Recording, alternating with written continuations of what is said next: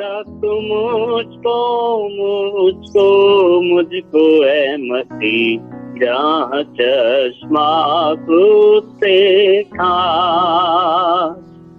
तुम मुझको मुझको मुझको है मसीह, अपने जख्मी पहलू पास। Hallelujah, thank you lord. धन्यवाद यीशु, धन्यवाद पवित्र आत्मा। एक बार फिर आपका धन्यवाद करते हैं और इस फोन के माध्यम से जुड़े हुए हमें से प्रत्येक को प्रभु मैं आपके पवित्र लहू की आड़ में लेकर आता हूँ। धन्यवाद क्योंकि आपकी उपस्थिति में शांति है, हमारे लिए तसल्ली है पिताजी, और हमारे लिए प्रभु आराम है।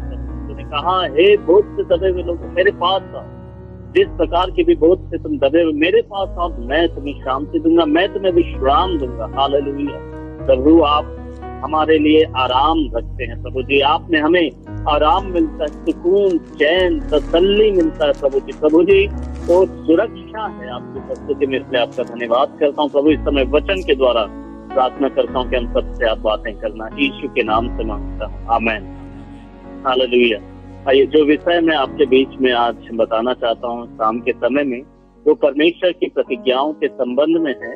और हम लोग देखेंगे वचन से कि परमेश्वर कैसे हमसे प्रतिज्ञा करता है और हमें क्या करने की जरूरत है। इसको समझाने के लिए सबसे पहले हम लोग देखेंगे रोमियो की पत्री, उसका पहला अध्याय और उसका पहला और दूसरा पद में आप लोग पढ़ रहा हूँ, आप लोग ध्यान से सुनिएगा। रोमियो की पत्री उसका पहला अध्याय और उसका पहला और दूसरा पद। यहाँ पर प्रेरित पौलुस इस प्रकार से कहता है, पौलुस की ओर से जो मसीह यीशु का दास है और प्रेरित होने के लिए बुलाया गया और परमेश्वर के उस सुसमाचार के लिए पृथक किया गया है, जिसकी प्रतिज्ञा उसने पहले ही से अपने नबियों द्वारा पवित्र शास्त्र में अपने पुत्र के विषय में की, जो शरीर के अनुसार दाऊद के वंश से उत्पन्न हुआ। हालेलुया। तो यहाँ पर पौलुस इस प्रकार से कहता है कि परमेश्वर ने पहले ही कई प्रतिज्ञाओं को कर दिया। यद्यपि ये यीशु मसीह के संदर्भ में लिखा है, अर्थात यीशु मसीह का जन्म होने से पहले, यीशु मसीह का इस संसार में आने से पहले परमेश्वर ने अपने नबियों के द्वारा पुराने नियम में, मूसा के द्वारा या यशायाह के द्वारा या अन्य नबियों के द्वारा, चाहे वो दाऊद के भजन में लिखा हुआ हो या कहीं पर भी, अर्थात पुराने नियम में परमेश्वर ने अपने दासों को इस्तेमाल किया, नबियों को इस्तेमाल किया कि आने वाले समय में जब मसीह का जन्म होगा, प्रभु यीशु मसीह संसार में देह धारण करके या उस देह को पहन कर आएंगे संसार में, तब क्या क्या बातें प्रभु यीशु मसीह के जिंदगी में घटित होंगे, प्रभु यीशु मसीह किस प्रकार की जिंदगी जिएगा, और ये सब बातें उसके लिए पहले से लिख दी गई। और जो कुछ प्रभु यीशु मसीह के लिए पहले से लिख दिया गया था, प्रतिज्ञाएं, जैसा लिखा है कि उस सुसमाचार के लिए पृथक किया गया, जिसकी प्रतिज्ञा परमेश्वर ने सुसमाचार की प्रतिज्ञा किया है ना, अर्थात प्रभु यीशु मसीह इस संसार में आएंगे, ये प्रतिज्ञा परमेश्वर ने किया। जब परमेश्वर की आज्ञा का उल्लंघन आदम और हव्वा ने किया, सत्य की किताब में जब उन्होंने इस फल को खाया जिसे खाने से परमेश्वर ने मना किया था, उसी दिन अदन की वाटिका में परमेश्वर ने उनसे प्रतिज्ञा की। उस प्रतिज्ञा में इस प्रकार से था, हव्वा से उसने कहा कि तेरे द्वारा एक पुत्र उत्पन्न होगा, एक वंशज तेरे द्वारा आएगा, एक वंश आएगा, और वो इस सांप के सर को कुचलेगा और इस सांप उसके पैर को, उसके एड़ी को डसेगा। इस प्रकार से तो मसीह की प्रतिज्ञा उसी समय कर दी गई।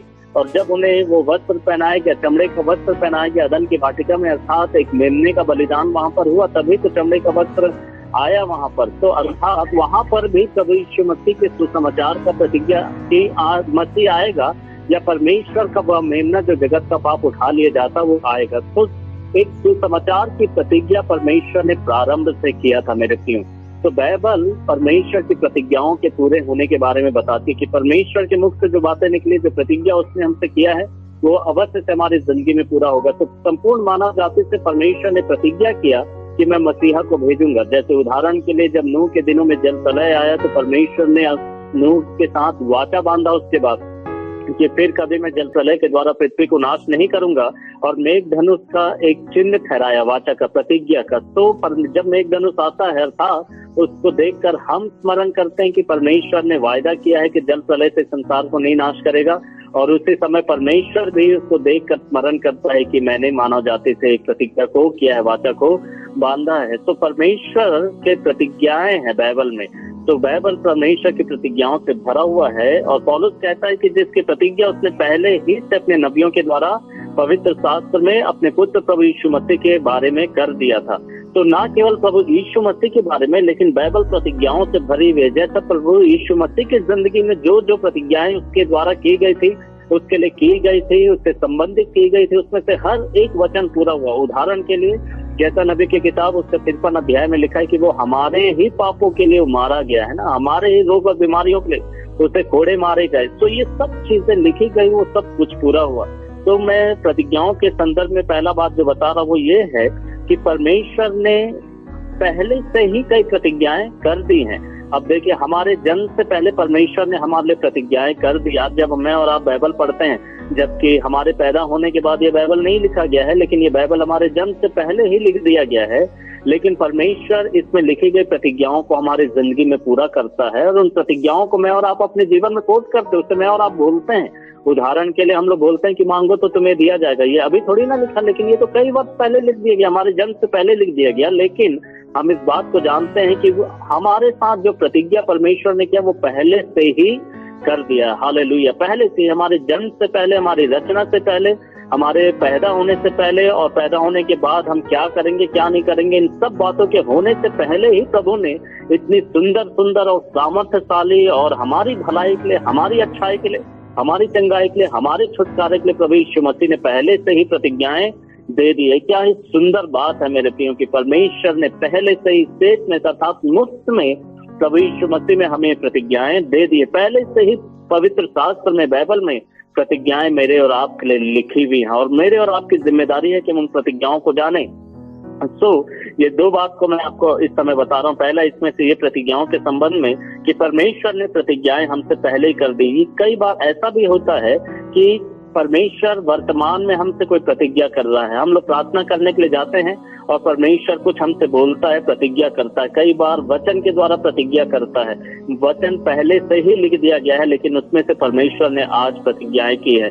लेकिन हमें ये दो चीज को जानने की जरूरत है। अगर पवित्र शास्त्र में मेरे और आपके लिए प्रतिज्ञाएं लिखी भी हैं, तो मेरे और आपकी जिम्मेदारी है कि मैं और आप परमेश्वर के वचन को अर्थात बाइबल को पढ़ें, और मेरे और आप में जो प्रतिज्ञाएं परमेश्वर ने किया, जैसे कल हम लोग वचन में देख रहे थे कि जो उत्तराधिकार हमारे नाम में लिख दिया गया है, उस उत्तराधिकार में कई प्रतिज्ञाएं हमारे नाम में लिख दी गई हैं, और हमारी जिम्मेदारी बनती है कि हम लोग परमेश्वर के पवित्र शास्त्र में, बाइबल में पढ़ें और जानें और ढूंढें और उन्हें याद करें कि परमेश्वर ने क्या प्रतिज्ञाएं हमारे साथ की, ताकि हमारे दिलो दिमाग में वो प्रतिज्ञाएं बैठ जाएं और हम इस बात से आनंदित हो सकें और हमेशा बोल सकें कि परमेश्वर ने हमसे क्या क्या प्रतिज्ञाएं की हैं, क्योंकि वो पूरी अवश्य से होंगी। परमेश्वर झूठा नहीं है, परमेश्वर मनुष्य नहीं है। गिनती की किताब में लिखा है कि परमेश्वर मनुष्य नहीं कि झूठ बोले, और परमेश्वर मनुष्य नहीं कि कह कर या वाचा बांध कर या प्रतिज्ञा करके वो मुकर जाए और उसे पूरा ना करे। तो प्रभु का धन्यवाद हो।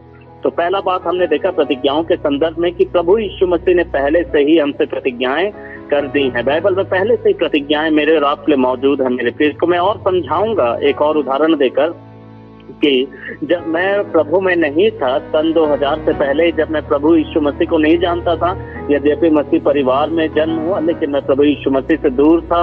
प्रभु यीशु मसीह से कोई व्यक्तिगत संबंध नहीं था। मैंने मन नहीं फिराया था, पापों की क्षमा प्रभु यीशु मसीह से नहीं मांगी थी, अपने मन मर्जी का जीवन था और सब प्रकार के पाप मेरी जिंदगी में थे। लेकिन सन 2000 में जब मैंने प्रभु को अपना जिंदगी दिया, जिस दिन मैंने मन फिराया, पश्चाताप किया, पापों की क्षमा मांगी प्रभु यीशु मसीह से, उसी दिन शाम को पहली बार मैं अकेले एक कमरे में बैठकर प्रार्थना करने के लिए बैठा। प्रार्थना करने के लिए गया एक कमरे में घर के, और जब मैं प्रार्थना कर रहा था, तब जब आराधना कर ही रहा था, तभी एक आवाज मैंने सुना कि जा और भजन संहिता 37 का 4 पढ़। मुझे नहीं पता था कि भजन संहिता कहाँ पर है और उसमें कितने अध्याय हैं। 37 के 4 में क्या लिखा हुआ? देखिए, ये वचन पहले से लिखा हुआ, उस दिन नहीं लिखा जिस दिन प्रभु यीशु मसीह सन 2000 में मुझसे बातचीत किया, उस दिन बाइबल में वो वचन उसने लिखा नहीं, लेकिन पहले से ही वो वचन उसके अंदर मौजूद था। वो प्रतिज्ञा जो मेरे साथ प्रभु यीशु मसीह करना मांग रहा था, जो प्रतिज्ञा मुझे प्रभु देना चाह रहा था, वो प्रतिज्ञा पहले से ही बाइबल में मौजूद थी। और मुझे चाहिए था कि मैं उस बाइबल में उस वचन को जानूं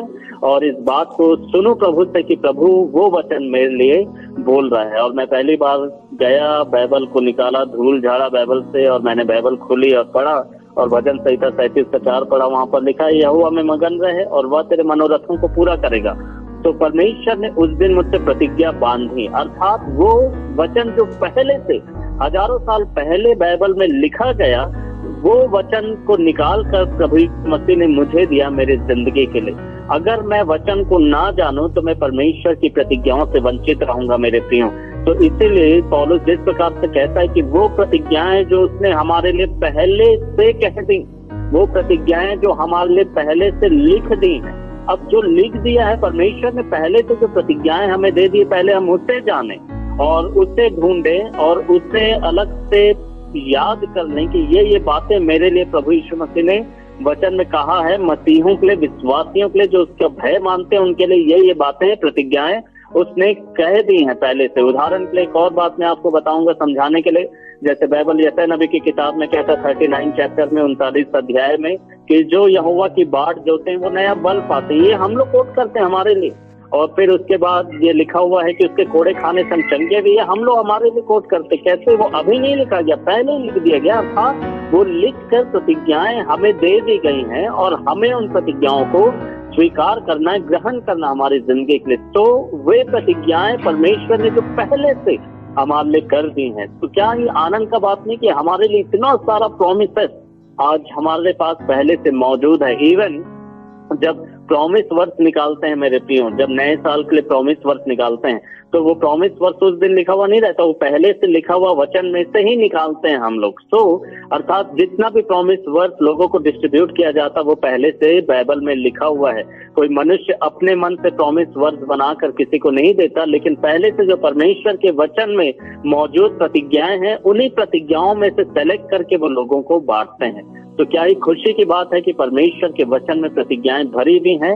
और जैसा पौलुस कहता है कि उस प्रतिज्ञा, जिसकी प्रतिज्ञा उसने पहले ही से अपने नबियों के द्वारा कह दी थी, तो हमारे लिए भी परमेश्वर ने पहले से, हमारे जन्म से पहले से ही परमेश्वर ने बाइबल में अपने नबियों के द्वारा हमारे लिए बहुत सारी बातें बोल दी हैं। और हमें सबसे पहला जरूरी है कि हम उन बातों को जानें, उन बातों को पढ़ें और उन बातों को बाइबल में से ढूंढें। और हम अपने जिंदगी में, मैं और आप, इस बात को जाने कि प्रभु ने क्या हमें उत्तराधिकार में प्रतिज्ञाओं के तौर पर हमें मुफ्त में पहले से हमारे नाम कर दिया है या दे दिया है।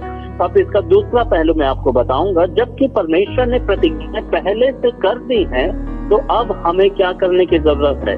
ये दूसरा भाग है हमारे संदेश का। अब हमें क्या करना है? जब परमेश्वर ने पहले से प्रतिज्ञा कर दी है, तो हमें क्या करना? सबसे पहला काम हमें जानना है कि हमारे लिए क्या बोला गया है। जैसे हम लोग इंटरेस्ट लेते हैं ना, अगर कोई आकर आपको बताए और बोले कि फलाना व्यक्ति आपके बारे में कुछ बोल रहा था, तो हम लोग बोलना शुरू कर देंगे, क्या बोल रहा था, क्या बोल रहा था, क्या बोल रहा था। हम लोग सुनना चाहते हैं कि उसने हमारे बारे में क्या बोला। इसी प्रकार से जब मैं आपसे कह रहा हूँ कि परमेश्वर ने पहले से आपके लिए बाइबल में ढेर सारी प्रतिज्ञाएं कर दी हैं, बहुत सारी बातें आपके लिए पहले से बोल रही हैं, तो हमें जानने की इच्छा होना चाहिए कि अरे प्रभु ने हमारे लिए क्या बोला है, क्या बोला है। और मैं और आप परमेश्वर के वचन को पढ़कर उन बातों को जान सकते हैं। तो जबकि परमेश्वर ने प्रतिज्ञाएं हमसे कर दी हैं, तो हमें क्या करने की जरूरत है? सबसे पहला बात, हमें जानने की जरूरत है कि उसने हमारे लिए क्या बोला है, उसने हमारे लिए, हमारे साथ क्या प्रतिज्ञाएं, वाचाएं बांधी हैं, ताकि मैं और आप उन बातों के द्वारा आशीष को परमेश्वर से प्राप्त कर सके। अब दूसरा बात जो हमें क्या करने की जरूरत है, जब परमेश्वर ने पहले से हमारे साथ प्रतिज्ञाएं बांध दी हैं, तब हमें क्या करने की जरूरत है? रोमियो की पत्री 4 अध्याय उसका 21 पद में अब्राहम के बारे में परमेश्वर का वचन इस प्रकार से कहता है कि अब्राहम के बारे में लिखा है 20 और 21 पद में, फिर भी परमेश्वर की प्रतिज्ञा के संबंध में वह, अर्थात अब्राहम, अविश्वास के कारण विचलित नहीं हुआ, परंतु परमेश्वर की महिमा करते हुए विश्वास में दृढ़ हुआ।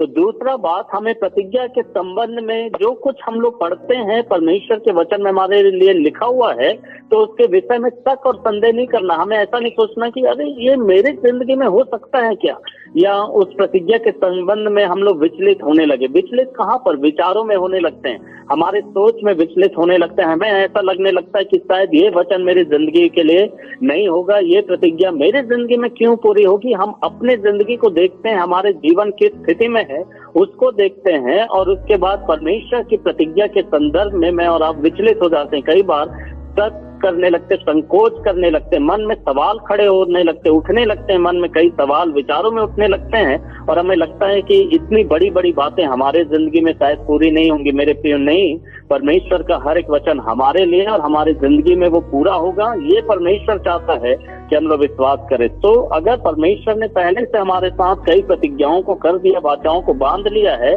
तो पहला बात हमें जानना है कि उसने हमारे साथ क्या किया है, और ये हमें पता चलेगा वचन पढ़ के।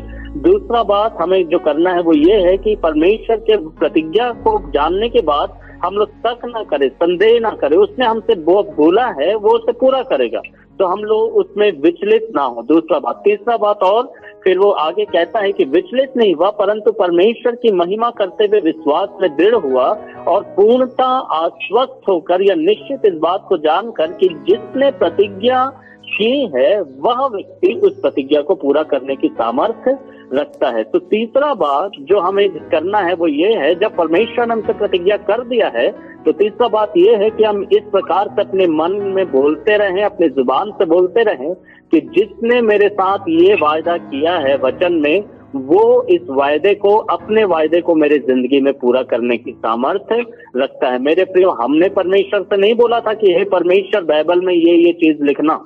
परमेश्वर ने अपनी मर्जी से बाइबल दिया है मेरे प्रियो। किसी मनुष्य ने नहीं बोला कि इन बातों को परमेश्वर, ये भी एक अच्छा विचार है, ये भी एक अच्छा प्रतिज्ञा है, इसको भी आप जोड़ देते बाइबल में तो बहुत अच्छा होता। परमेश्वर को किसी ने नहीं सिखाया, किसी ने नहीं बताया कि कौन सा वचन लिखना है, कौन सा प्रतिज्ञा मनुष्य को देना है मेरे प्रियो। लेकिन ये परमेश्वर के मन से निकली हुई बातें हैं, और अगर उसने प्रतिज्ञा हमसे बांधा, हमने नहीं बोला था कि परमेश्वर ये वाचा मुझसे बांध। मैंने परमेश्वर से नहीं बोला था कि हे परमेश्वर भजन संहिता 33 का 4 मुझे दे। उसने स्वयं अपनी इच्छा से दिया मेरे प्रियो। हालेलुया! कितना अद्भुत बात है, कितना सुंदर सुंदर प्रतिज्ञा परमेश्वर अपनी मर्जी से मुझे और आपको देता है मेरे प्रियो। और यहाँ पर अभी हमने पढ़ा, जो तीसरा बात हमें करना है कि जो प्रतिज्ञा परमेश्वर ने हमें दिया है वो परमेश्वर उस प्रतिज्ञा को मेरी जिंदगी में पूरा करने की ताकत रखता है। मेरी जिंदगी की स्थिति कुछ भी क्यों ना हो, मेरी स्थिति कैसे भी दयनीय क्यों ना हो मेरे प्रियो, लेकिन अगर परमेश्वर ने मेरी जिंदगी में कोई वायदा किया है तो परमेश्वर के पास उतना सामर्थ्य है कि उस वायदे को पूरा करे। हो सकता है मेरे पास उतना सामर्थ्य नहीं है, हो सकता है मेरे पास उतना काबिलियत नहीं है कि परमेश्वर की प्रतिज्ञा को मैं पूरा करूं। मेरे प्रिय, परमेश्वर की प्रतिज्ञा को हम लोग पूरा नहीं कर सकते, लेकिन परमेश्वर की प्रतिज्ञा को वो ही पूरा करेगा। जो प्रतिज्ञा करता है उसकी जिम्मेदारी होती है कि वो उसे करे। अगर आपने किसी को गिफ्ट देने का वायदा किया, यदि आपके घर में आपने बच्चे को बोला है कि अगर तुम पास हो जाओगे, अगर तुम ऐसा कर दोगे तो ये खरीद के देंगे, तो वो खरीद के देने की जिम्मेदारी आपकी है जिसने प्रतिज्ञा किया है, ना कि उस व्यक्ति की जिसे देना है या जिसे लेना है। आप जिसको गिफ्ट दे रहे हैं, गिफ्ट लेने वाला व्यक्ति का जिम्मेदारी नहीं है गिफ्ट का प्रबंध करना, लेकिन गिफ्ट देने वाले का जिम्मेदारी है। वैसे ही मेरे प्रिय, आपसे परमेश्वर ने प्रतिज्ञा किया है, परमेश्वर जिम्मेदारी लेता है कि आपके जिंदगी में वो प्रतिज्ञा पूरी करे मेरे प्रिय। और आपसे वो बस इतनी इच्छा करता है कि आप उसके सामर्थ्य के ऊपर विश्वास करें, आप उसके ताकत के ऊपर विश्वास करें कि परमेश्वर के पास उतना ताकत है। अगर समझ लेंगे, जब बड़े हो जाते तो हम लोग कई बार एक दूसरे को बोलते हैं ना कि कोई एक बार दोस्तों में या बड़ों में संगति में ऐसा बोलते हैं कि मैं तुम्हारे लिए ऐसा कर दूंगा, या चलो इस प्रकार का कोई काम करते हैं, पार्टी करते हैं, या ये करते हैं वो करते हैं, और एक दूसरे से हम लोग बोलते हैं उतना तुम्हारे पास है भी जितना बात कर रहे हो, उतना पैसा तुम्हारे पास है, उतना ये है, उतना ये है। आप समझ लीजिए, अगर घर में छोटे बच्चे हैं और छोटे बच्चों को आपने बोला कि बेटा अगर तुम पास हो जाओगे, अगर तुम ऐसा कर दोगे तो मैं तुम्हें ये गिफ्ट दूंगा, मैं ये खरीद के दूंगा। अगर बच्चा आपसे पूछे कि मम्मी पापा आपके पास उतना पैसा है वो सामान खरीदने के लिए, आप सच में इतना पैसा आपके पास रहता है कि ये सामान खरीद दो जो आप बोल रहे हो, आपको कितना खराब लगेगा। वैसे ही मेरे परमेश्वर के लिए भी मेरे प्रिय सब कुछ आसान है। परमेश्वर को भी उस समय खराब लगता है जब ऐसा सोचते हैं कि क्या परमेश्वर के पास उतना सामर्थ्य है कि इस प्रतिज्ञा को पूरा कर दे। मेरे प्रिय, उसी ने प्रतिज्ञा किया है। बाइबल बताती है इब्राहिम के विषय में कि इब्राहिम ने मन में अपने बोला कि जिस वायदा परमेश्वर ने किया है, और मैं ये विश्वास करता हूँ कि जिस परमेश्वर ने वायदा किया है वो परमेश्वर इतना ताकत रखता है कि मेरी जिंदगी में अपनी प्रतिज्ञा को पूरा करे। मेरी जिंदगी की हालत कैसे भी हो, परमेश्वर के पास ताकत है कि उस वायदे को पूरा करे। हालेलुया। तो मेरे प्रियो, तीसरा बात, जब प्रतिज्ञाएं हमारे पास पहले से मौजूद है, हम लोग विश्वास करें कि परमेश्वर के पास इतना ताकत है, सामर्थ है कि वो अपने कहे हुए वचन को हमारी जिंदगी में पूरा कर सकता। हालेलुया। दूसरा और चौथा बात, जो परमेश्वर की प्रतिज्ञा जब हमारे पास है तो हमें क्या करने की जरूरत है। चौथा बात, इब्रानियों की पत्री उसका 10 अध्याय और उसका 23 पद में लेखक जो है बहुत सुंदर बात को कहता है मेरे प्रियो। इब्रानियों की पत्री उसका 10 अध्याय और उसका 23 पद में परमेश्वर का वचन इस प्रकार से कहता है, इसको ध्यान से सुनेंगे, मैं आपको पढ़ूंगा। आओ हम अपनी आशा के अंगीकार को अचल होकर दृढ़ता से थामे रहें, क्योंकि जिसने प्रतिज्ञा की है वह विश्वास योग्य। अर्थात परमेश्वर की प्रतिज्ञा को दोहराते रहे मेरे प्रियो।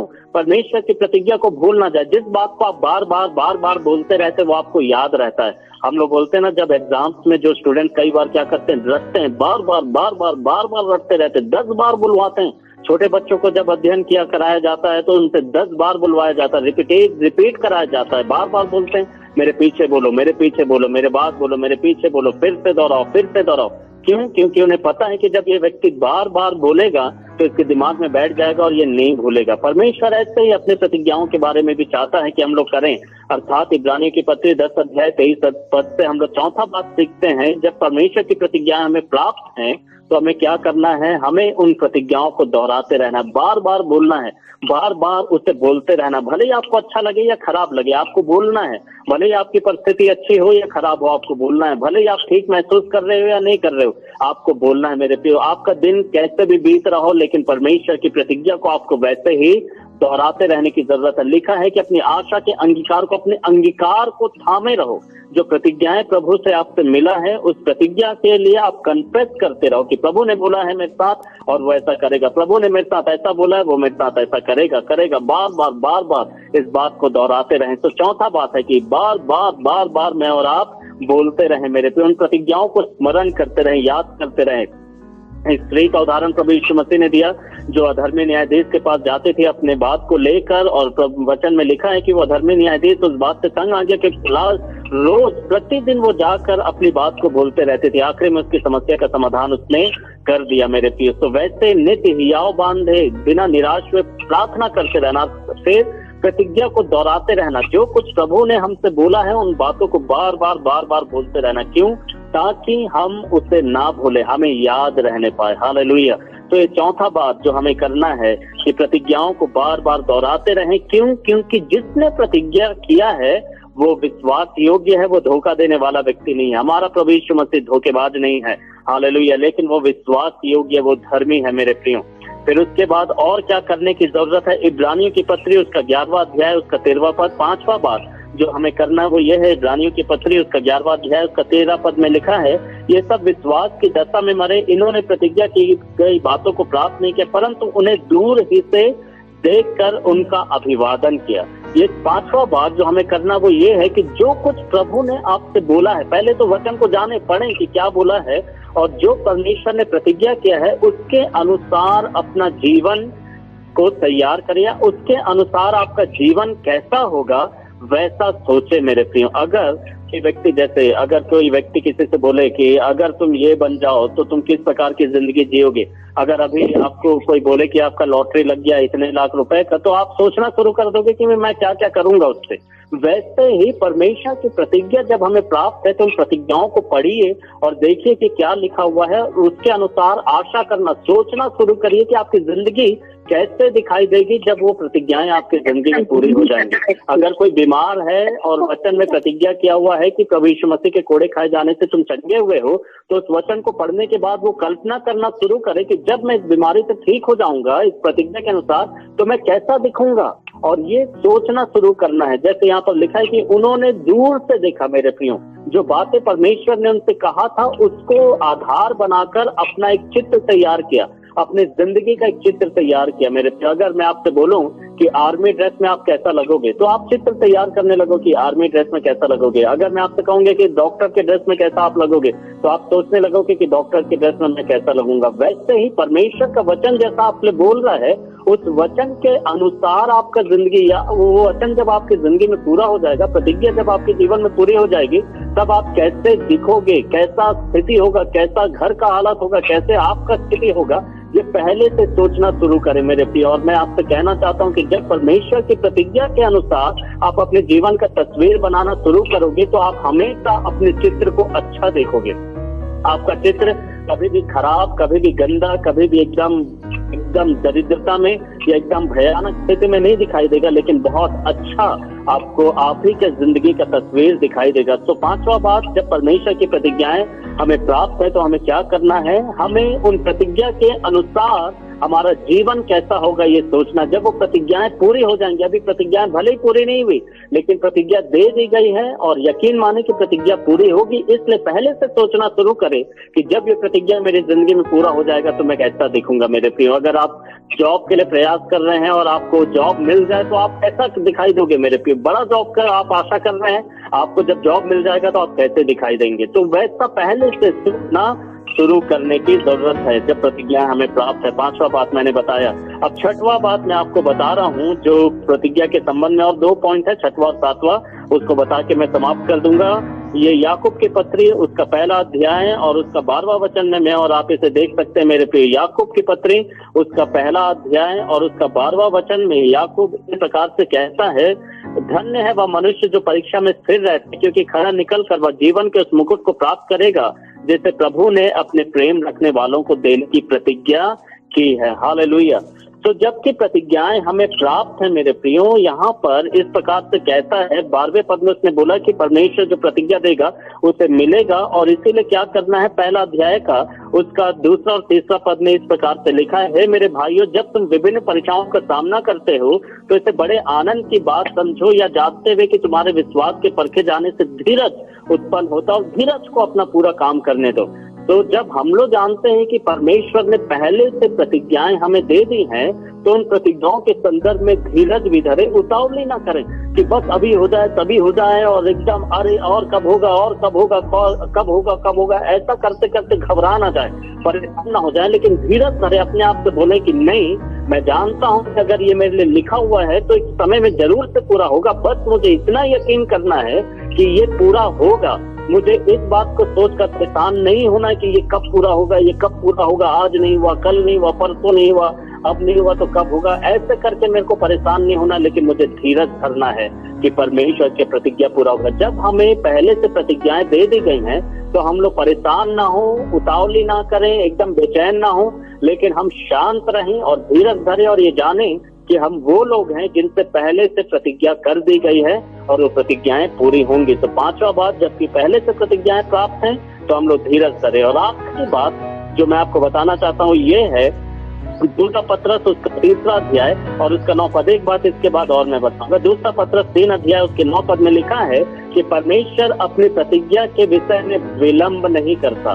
तो इस बात को भी जाने, छठवां बात कि प्रभु यीशु मसीह देर नहीं करेगा, परमेश्वर उन प्रतिज्ञाओं को आपकी जिंदगी में पूरा करने में देर नहीं करेगा मेरे प्रियो। तो परमेश्वर का समय सही समय होगा, ये आशा के साथ बैठे रहे। जब परेशानी लगता रहे, लोग कुछ भी बोले, आप कहते रहना कि नहीं देर नहीं हो रहा है, परमेश्वर जानता है कि कब करना है, और वो अगर उसने मेरी जिंदगी में प्रतिज्ञा किया है तो अपने समय में पूरा करेगा। अगर उसने बोला है कि मेरे लिए उसने योजना बनाया और मेरे लिए अच्छा भविष्य है, तो आप ये सोचकर कोई परेशान नहीं होना कि अरे अब नौकरी नहीं मिला तो कब नौकरी मिलेगा, अब नौकरी नहीं मिला तो कब नौकरी मिलेगा। नहीं, आपको परमेश्वर समय में एक अच्छी नौकरी देगा। अब शादी नहीं हुआ तो कब शादी होगा, अब शादी नहीं हुआ तो कब शादी होगा।